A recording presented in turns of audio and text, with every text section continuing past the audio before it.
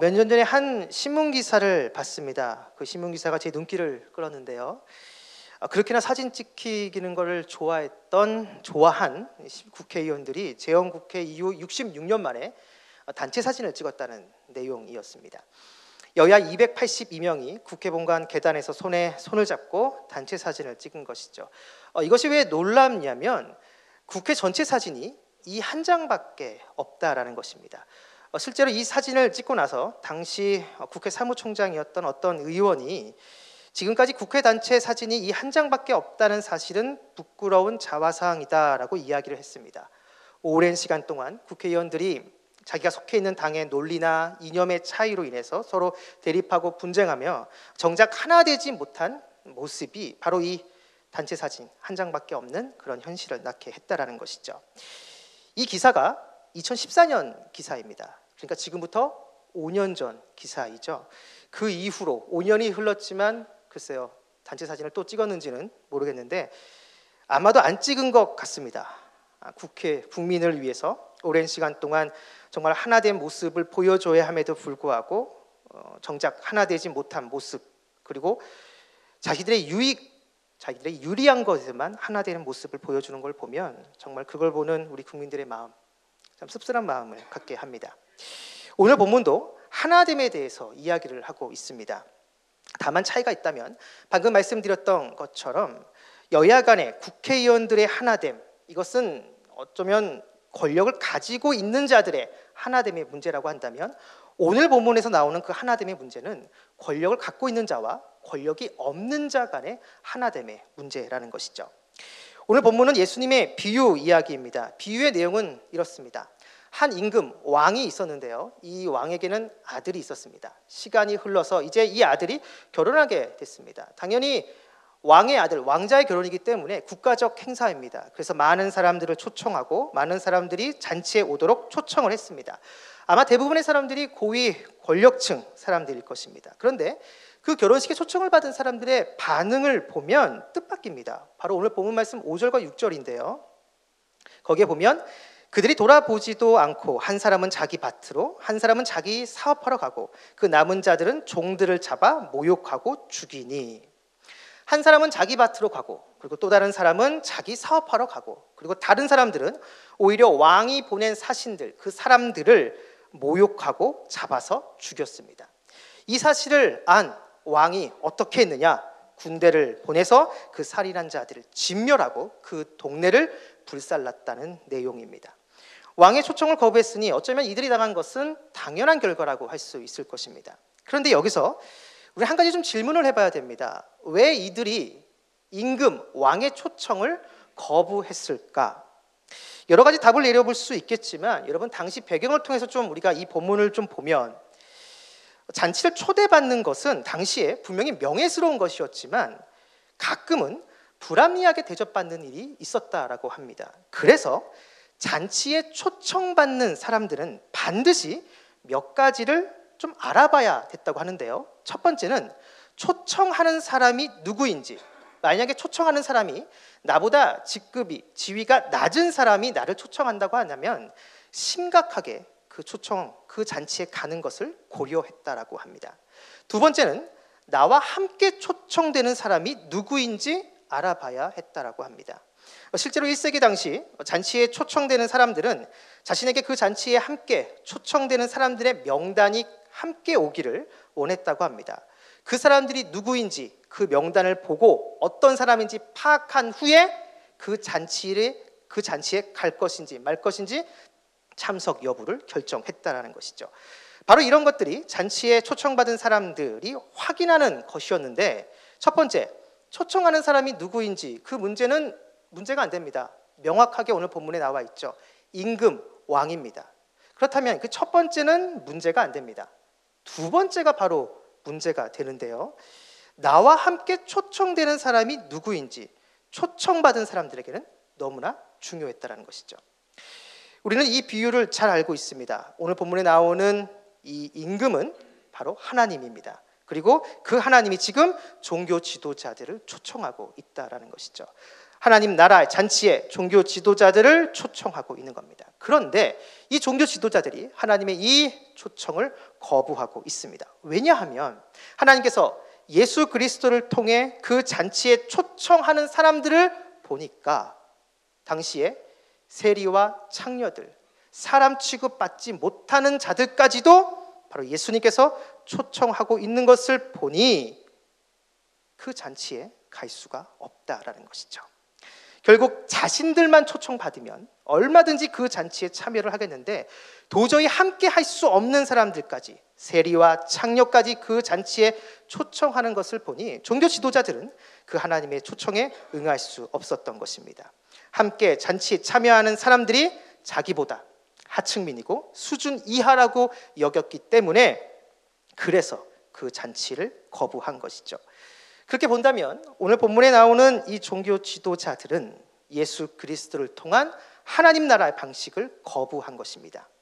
예수님은 모든 사람들, 인종, 성별, 사회적 지위, 그것에 상관없이 모든 사람들을 하나님의 나라에 초청을 합니다. 하지만 당시 권력층이었던 종교 지도자들, 그들의 입장에서는 이러한 예수님의 방식, 이러한 예수님의 초청을 너무나도 못마땅하게 생각을 한 것이죠. 왜냐? 자기들은 특권층이고 그리고 자기들은 일반 사람들과 다른 존재이기 때문에 하나님 나라에 들어가도 자기들이 먼저 들어가야 되고, 그리고 하나님 나라에 들어가서도 자기들이 가장 높은 곳에 위치해야 되는 그러한 존재라는 인식이 있었다라는 것입니다. 그래서 다른 사람들, 당시 세리나 창녀들 같은 그러한 사람들, 사람 취급받지 못한 그러한 사람들과 하나가 될 수 없다라는 것이죠. 결국 이러한 특권의식이 예수 그리스도의 복음을 거부하게 만든 요인이 됐다라는 것입니다. 우리는 예수 그리스도의 이 하나님 나라의 복음을 거부한 종교 지도자들의 마지막 모습을 우리는 잘 알고 있습니다. 오늘 비유에 나와 있듯이 이들은 하나님의 심판의 대상이 됩니다. 그런데 여러분, 교회 공동체 안에서도 이러한 종교 지도자들의 모습이 나타나고 있는 것을 혹시 아십니까? 교회 안에서 자신의 직분, 나의 세상적, 사회적 지위, 그것을 은근히 내세우고 과시하고 자랑하는 모습들이 안타깝게도 분명히 존재합니다.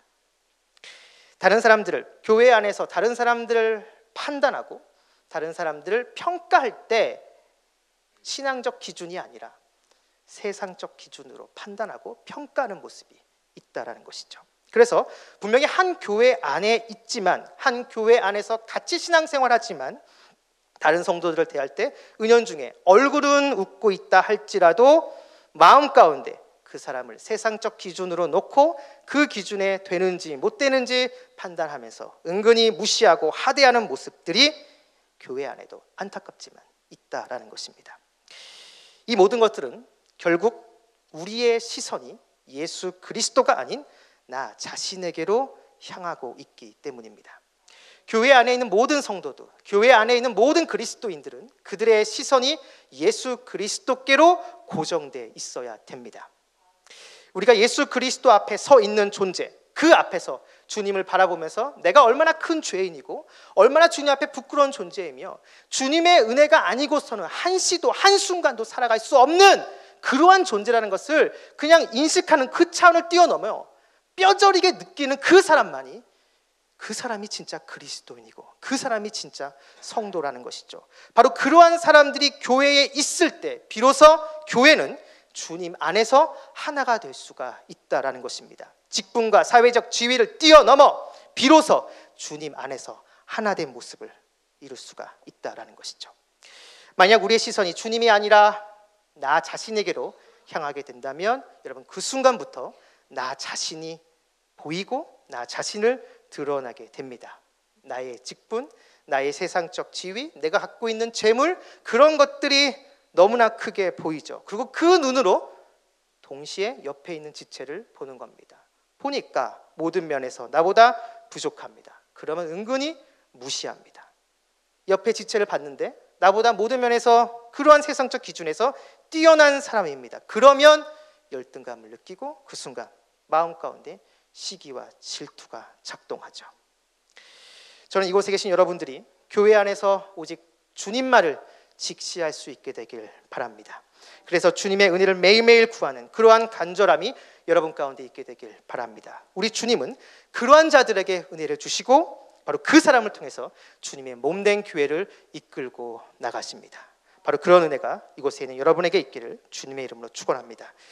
그런데 오늘 본문을 계속해서 우리가 보면 여기서 끝이 아닙니다. 이렇게 임금의 초대를 거부한 자들이 심판을 받은 후에 임금은 길거리로 나가서 선한 자나 악한 자 가릴 것 없이 모든 사람들을 자신의 잔치에 초청합니다. 그런데 여기서 한 가지 의아한 장면이 나오는데요. 11절부터 13절 말씀입니다.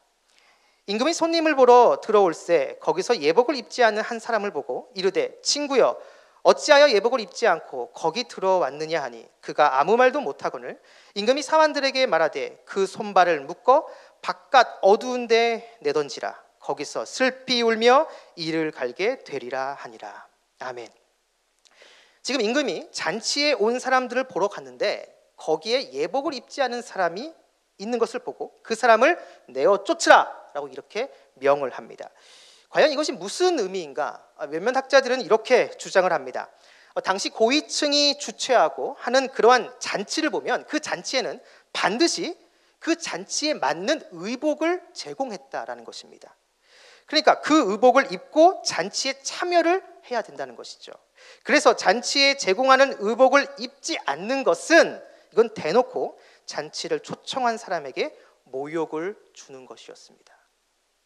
우리가 이 주장을 받아들일 수 있다면 오늘 비유에 나오는 이 사람은 임금이 제공하는 의복을 거절한 것입니다. 그리고 이것은 성경에 의복이 보통 신분을 나타낸과 동시에 그에 걸맞는 삶을 상징한다는 것을 우리가 본다면 하나님 나라에 들어간 그 사람이 바뀐 신분에 걸맞는 삶이 있어야 되는데 그 삶이 없다라는 것을 오늘 본문이 보여주고 있다는 것이죠. 실제로 오늘 본문 12절을 보시면 의복을 입지 않는 사람을 향해서 임금이 이렇게 말을 합니다. 친구여, 친구여. 임금이 이렇게 말했다라는 것은 지금 그 사람의 신분이 왕과 함께 거할 수 있을 정도의 신분의 변화를 겪었다는 것이죠. 그렇다면 여러분 그 신분의 변화에 걸맞는 삶이 있어야 되는 것은 너무나도 당연합니다. 그러나 그 사람은 하나님 나라의 초대를 받고 들어는 왔는데 그것에 맞는 삶의 변화가 없었기 때문에 결국 그 잔치에서 쫓겨나게 된 것입니다. 많은 학자들은 이것을 우리의 최종적 심판과 연결시킵니다. 즉 마지막 그리스도의 심판대 앞에 많은 그리스도인들이 하나님의 자녀로서 바른 모습이 있었는지 하나님의 심판을 받게 된다는 것이죠. 물론 우리는 믿음으로 구원을 받습니다. 하지만 히브리적 관점에서 보면 믿음과 삶 이것은 나뉘어질 수 없습니다. 더 정확하게 얘기한다면 삶은 믿음 안에 포함되어 있다라는 것이죠. 그렇기 때문에 여러분 진정으로 믿는다, 나 믿는 사람이다 라고 이렇게 고백한다는 것은 당연히 그 사람에게는 그것에 걸맞는 삶이 따라오는 것은 너무나도 당연합니다. 그렇게 본다면 오늘 본문 전반부는 종교 지도자들에게 해당되는 말씀이지만 오늘 본문의 후반부의 내용은 일반 사람들에게 해당되는 말씀임을 알 수 있습니다. 예수님의 하나님 나라의 초대에는 세리와 창녀들, 당시 알아주지 않는 모든 사람들까지 다 초대하는 정말 파격적인 초대이지만 이들도 구원받은 자다운 그것에 걸맞는 삶이 있지 않으면 하나님 나라에서 쫓겨나게 된다라는 것이죠. 우리도 마찬가지입니다. 예수님을 믿는다고 말하고 모든 예배에 빠짐없이 참석한다 할지라도 우리가 우리의 일상의 삶, 여러분 각자의 개인의 삶 가운데 믿는 자다운 그리스도인다운 성도다운 삶이 없다라고 한다면 우리의 최종적인 구원 장담할 수 없습니다. 한민복 시인의 비정한 길이란 시를 보면 이러한 글귀가 있습니다. 길은 유서, 몸은 붓. 우리의 삶이 붓이며 우리의 인생길이 삶으로 쓴 유서라는 것이죠. 그렇게 살고 그렇게 살다가 언젠가 우리 모두가 주님 앞에 서는 그날 우리는 우리의 삶으로 쓴 하나의 글을 보게 될 것입니다. 그런데 그 글이 아름다운 한 편의 시가 될런지 아니면 졸렬한 문장으로 끝나게 될지는 우리가 지금까지 주님 앞에서 어떻게 살아왔는지로 결판나게 된다라는 것입니다. 사랑하는 말씀상 공동체 성락성결교회 성도 여러분, 우리들은 구원받은 자답게 살아야 됩니다. 많은 분들이 믿음을 강조하지만 삶에 대해서는 별로 강조를 하지 않습니다. 하지만 성경을 우리가 자세히 보면 우리가 나중에 주님의 심판대 앞에 섰을 때 그 심판의 기준은 행위입니다. 성경에서 말하는 믿음은 결코 행위와 나뉘어지는 것이 아니죠. 오히려 행위를 포함하고 있는 것입니다. 그렇기 때문에 여러분, 우리는 주님을 닮은 모습, 그러한 삶이 우리 가운데 있어야 됩니다. 그렇다면 주님을 닮은 삶이 과연 무엇인가? 여러 가지를 이야기할 수 있겠죠. 하지만 오늘 우리가 살펴본 이 본문과 연결해서 말할 수 있다라고 한다면 그것은 교회 안에 다른 지체들을 세상적 기준으로 평가하고 판단하는 것이 아니라 주님의 마음으로 품어주고 주님 안에서 하나가 되려고 노력하는 모습입니다. 세상은 사람들을 세상적 기준으로 평가하고 판단하지만 우리 그리스도인들은 우리의 자신이 주님의 은혜를 구하는 그러한 갈급한 자라는 인식과 함께 옆에 있는 지체를 품어주고 사랑해주는 그러한 존재들이라는 것이죠. 바로 그 사람들이 모인 곳이 지금 여러분이 있는 교회입니다. 바라기는 이곳에 계신 여러분 모두가 오늘 이 말씀 기억하시면서 옆에 있는 지체를 주님 안에서 품어주고 계속해서 사랑해주며 주님 앞에서 주님이 기뻐하시는 삶을 살아가는, 그래서 이곳에 있는 저와 여러분 우리 모두가 주님의 기쁨이 되는 그러한 모습이 있기를 주님의 이름으로 축원드립니다.